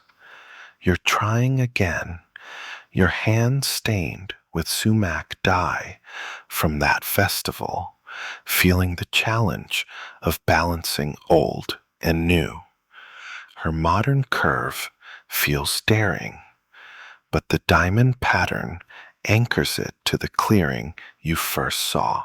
Historians still argue whether innovation strengthened basketry or risked its roots. Did new designs honor the past or chase fads? You're betting on strength, given the weaver's proud nod at her creation. Okay, let's chuckle. If you were innovating, your basket would probably be marketed as avant-garde kindling. The settlement hums, owls hooting, the fire's soft pop, no cornbread, but the sharp scent of cane and dye. You smell the sumac, tangy and fresh, tying you to this moment of bold creation. You're weaving, your fingers fumbling, but finding a spark. Each strip a dance of tradition and risk. The weaver's humming that familiar tune, now with a playful lilt, like she's testing the future. You're starting to get it. These baskets aren't just crafts, they're conversations, weaving yesterday into tomorrow. Your basket's still a mess, but it feels alive, echoing her courage. The fire's crackle blends with her song, and you feel inspired, like you're part of something dynamic. You're not just weaving cane anymore, are you? You're weaving progress, one daring loop at a time. You're still in that Oklahoma settlement, the fire's embers glowing as the night deepens, the air thick with the scent of cane and fading smoke. Your basket, a stubborn tangle of cane and ambition, sits beside you, its wobbly coils a faint nod to the weaver's innovative flair. She's not alone now. Other weavers join her, their laughter and chatter filling the clearing as they work, their baskets piling up like a gallery of stories. You're about to see how basketry strengthens community bonds, weaving not just cane, but the ties that hold the Cherokee together. One off-key joke, and you're probably getting shushed by the whole group. Here's a historical fact. Cherokee basket weaving was a communal activity, with women gathering to share techniques, stories, and support, especially in the Indian Territory, where rebuilding community was vital. You're sitting in the circle now, the weaver passing you a dyed strip, bloodroot red, like that ritual basket, as she teases a friend about her loose zigzag. The group's chatter is warm, punctuated by giggles and advice, and you feel like you've stumbled into a family reunion. You try weaving, aiming for a diamond pattern, but it's more rhombus than gem. You're learning. This isn't just craft, it's connection, stitching people as tightly as cane. Now, for the quirky tidbit, some weaving circles had basket bets where weavers race to finish a row, the loser owing a story or a snack. Picture you betting on your weaving speed, only to lose and owe the group your entire lunch.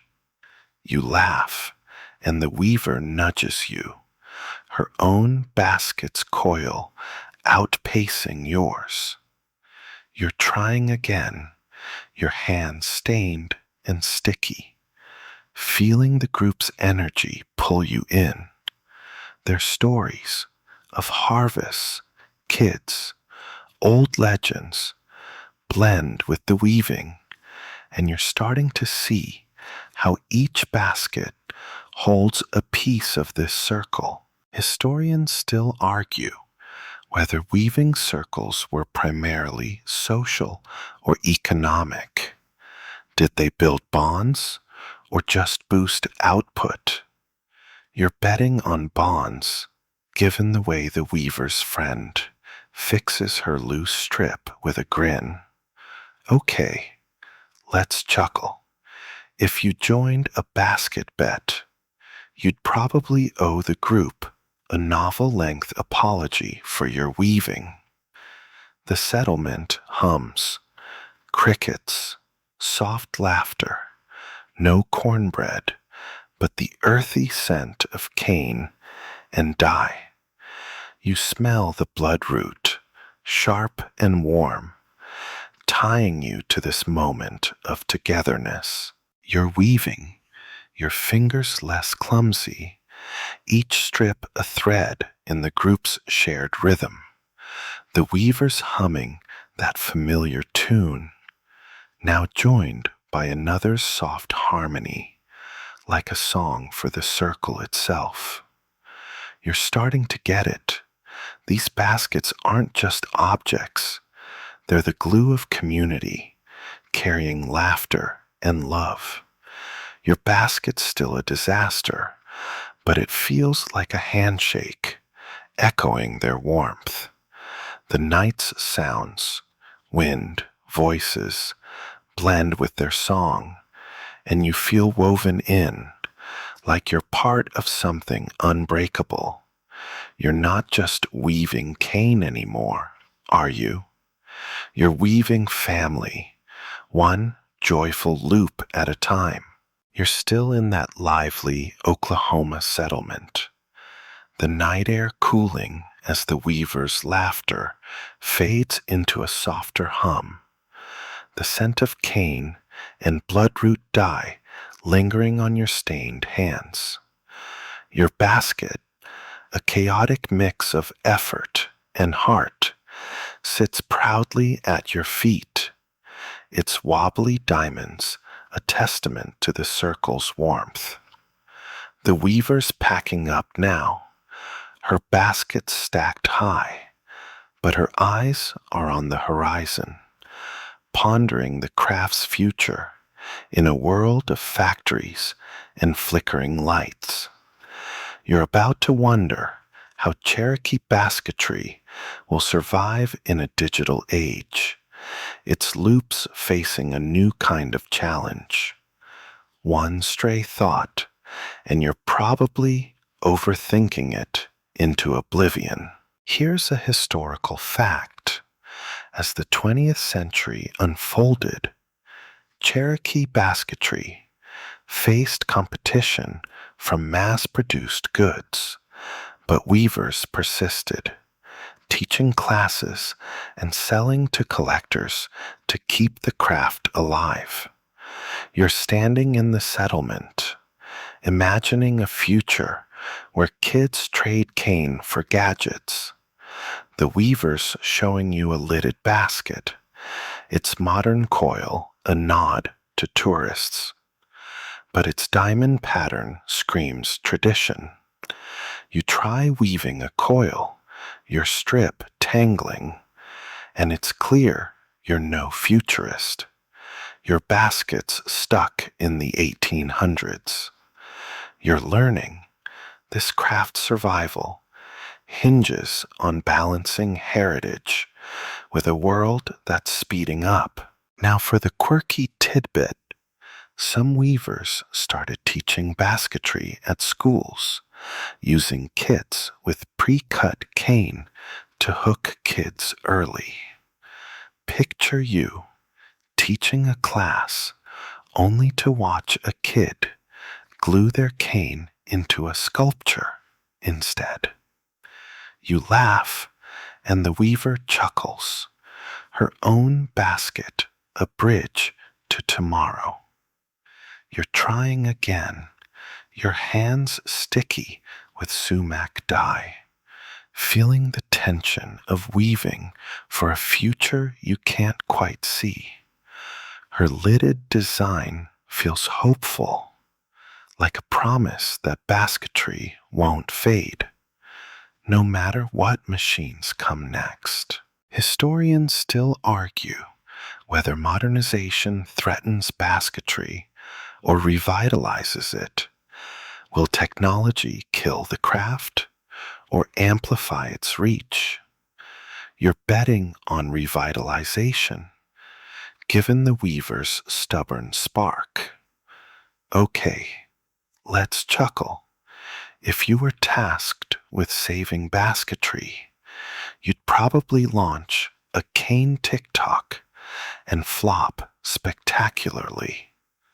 The settlement hums, owls, a distant dog, no cornbread, but the sharp scent of cane and hope. You smell the sumac, tangy and bold, tying you to this moment of quiet resolve. You're weaving, your finger steadier, each strip a bet on the craft's endurance. The weaver's humming that familiar tune, now with a determined edge, like she's singing to the future itself. You're starting to get it. These baskets aren't just relics. They're fighters, carrying Cherokee spirit through whatever comes next. Your basket's still a mess, but it feels like a vow, echoing her grit. The night's sounds, wind, soft murmurs, blend with her song, and you feel anchored, like you're part of something unstoppable. You're not just weaving cane anymore, are you? You're weaving tomorrow, one defiant loop at a time. You're still in that Oklahoma settlement, the night now deep and still. The air soft with the scent of cane and the faint glow of dying embers. Your basket, a lopsided tangle of cane and stubborn heart, rests in your lap, its clumsy zigzags a quiet badge of all you've learned. The weaver's gone quiet, her baskets stacked beside her, their diamonds and coils catching the last flickers of firelight. You're about to let the rhythm of this craft lull you into a gentle drift. The stories of Cherokee weavers wrapping you like a warm blanket. One sleepy fumble, and you're probably dreaming of cane before you hit the ground. Here's a historical fact. Cherokee basketry, From ancient riverbanks to 20th century classrooms, has always been a thread of resilience, tying generations through craft and care. You're sitting by the embers, the weaver's final basket, a double-walled beauty with that spiral pattern resting nearby, its loops whispering of rituals and trails. You trace your own basket's edge, feeling the cane's texture, and it's like touching a moment you've shared. The clearing, the dye pots, the festival's hum. You try one last weave, your strip slipping, but it doesn't matter. Your hands know the story now. Now, for the quirky tidbit, some weavers claimed baskets sang, when finished, a soft hum only the maker could hear. Picture you holding your basket to your ear, hoping for a tune, only to get a cricket chirping instead. You smile, and the weaver's eyes crinkle, like she's heard her own basket's songs. You're not weaving now, just sitting. The settlement's sounds, owls, a soft breeze, fading into a hush. Your hands, still stained with sumac and walnut, feel heavy, and you're starting to feel the pull of sleep, the cane scent grounding you. Historians still argue whether basketry's endurance is about skill or spirit. Does technique keep it alive, or something deeper? You're betting on spirit, given the weaver's quiet glow, like she's woven her soul into the cane. Okay, let's chuckle. If your basket's singing, it's probably a lullaby called Please Retire. The night's alive, but softer. Crickets, a distant stream, no cornbread, just the earthy warmth of cane. You smell the dye, faint now, tying you to this final moment of peace. You're not weaving anymore, just holding your basket, its weight a gentle anchor. The weaver's tune, that familiar hum, drifts through your mind, slower now, like a whisper from the forest you first saw. You're starting to get it. These baskets aren't just objects, they're dreams, carrying Cherokee stories through time, through you. Your eyes grow heavy, the fire's last sparks blurring into stars. The world softens now, the settlement fading as you sink deeper into your chair. The basket still in your lap, its cane cool against your fingers. The weaver's gone, her basket's safe, their patterns dancing in your mind. Diamonds, zigzags, spirals, all blending into a gentle swirl. You're not on the trail or in the clearing anymore. You're floating, the hum of the forest, the festival, the fire all merging into a single soothing note. The air feels lighter, the sense of dye and smoke dissolving into a calm, endless quiet. You're safe here, wrapped in the stories you've heard, the loops you've tried to weave. Each breath slows, deeper, as the night cradles you. The cane's rhythm, a heartbeat fading into dreams. Let the baskets rest now, their work done, carrying you gently into sleep's embrace, where the Cherokee spirit hums on, soft and eternal.